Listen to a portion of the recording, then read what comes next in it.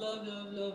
Today I'm talking about love languages. We do have, is it four love languages now? We have the words of affirmation, giving of gifts, we have touch, we have acts of service. Yeah, I know for right.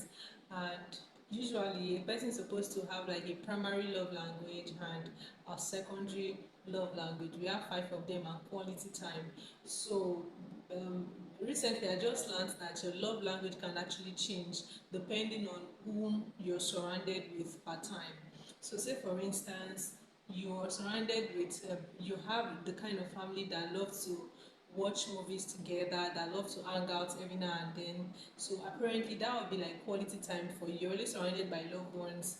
And so when you now meet a new person who just loves to be by him or herself, you begin to, so say for instance that family that loves to hang out, that loves to watch movies together and all those, does not really buy gifts. Like you guys are always together anyway, you do things together.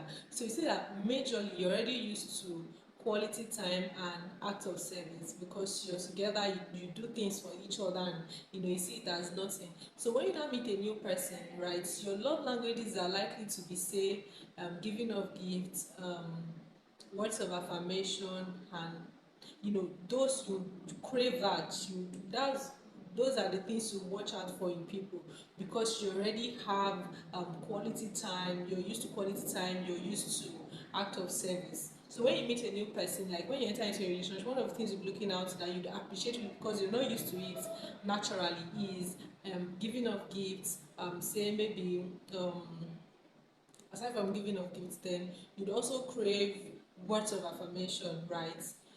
On the flip side, if what you're used to is, say, words of affirmation and um, giving of gifts, so when you meet new people, you would look out for, say, quality time and acts of service. Like those are the things that you'd naturally appreciate because you're not used to receiving that.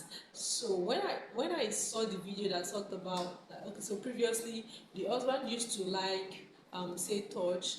It was just always literally like all over the wife and stuff. Like when they were still cutting, like he'd want to hold hands in the public and stuff. Then he also liked quality time, right?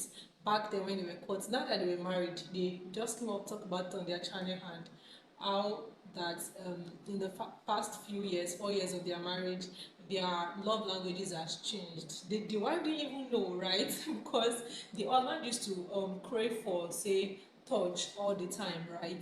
Um, so the wife was working on being used to like being touched all the time, like just holding hands, holding the shoulder and stuff. So she wasn't naturally, she's not even like a PDA kind of person, but because the husband had always clamored for that, like he wants to be touched more, like hold my hands more and stuff. So the wife was working on that, and so she already like is now used to being touched and touching the husband, but now not knowing that the husband does not even want to touch anymore, right? So what the husband wants now is words of affirmation, right? So meaning that he now has like enough of touching and stuff, and then he wants words of affirmation. But then the wife had to say that when they were still cutting, what she was used to giving is words of affirmation. Like she just give that liberally, like anyhow. But so the husband didn't really see any need to ask for that because she was always giving her. Now she stopped to start working on touch, and now the husband wants touch back. She didn't know that that's what the husband now wants. And then to the wife, the wife said previously she used to um, enjoy, say, words of affirmation. Like she loved to receive words of affirmation and giving of gift. Those were her two love languages. However, now love languages are, say, primarily acts of service and still giving of gift coming as second. While the husband has changed to quality time and words of affirmation. So you also want to check it. Basically, you may feel like your love language is, say, act of service, and so what if you now get to a new place where people would, there are just more than enough ends to do stuff around the house, right? So you'll be craving for something else. So if you're complaining that, say, my fiancé has stopped being loving, or that my husband has stopped being loving, doesn't really love me as he used to, it may be that your love language has changed. So before you used to like, say, um receiving gifts, you used to like gifts, right? And your husband is just used to buying you gifts, spending money and all of that. And because you have more than enough of that, you have like enough money, you have most of the things that a lady would need, that, say, a man would need. Let's just be fair. Most of the things that a lady will need and stuff, and then you now need quality time. So you feel like your husband just gives you money, because we see like women complain that, my husband is not always around, he just gives me money. Does he think everything is about money? How about you help out with house chores? How about you help out with taking care of the kids? How about you help out with this and that?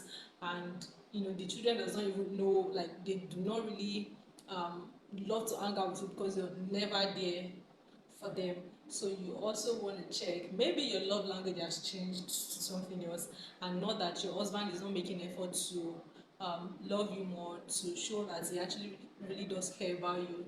So that's that about love language and what I learned over the weekend. You also want to check, or did you ever at any point, notice that you stopped liking, like you stopped appreciating a particular love language and wanted something new, and did you act upon it by communicating that to your spouse, like, say just pointing it out, like, I would really appreciate if you um, take out time to, say, watch a movie with me, or can we go out together, just stroll and come back to the house? Do you ever act upon your new love language? You want to share that in the comment section. Let's learn together. Till I come up again for another edition of review or anything, I like to keep reading LD, and always come back here for new things. And have you subscribed? You want to do that if you haven't. I'm actually at work anyway, and those people you're seeing are colleagues. So I hope you weren't distracted. So I come up again. Bye. My name is Mommy, and this is your favorite spot where you get edifying content. Bye.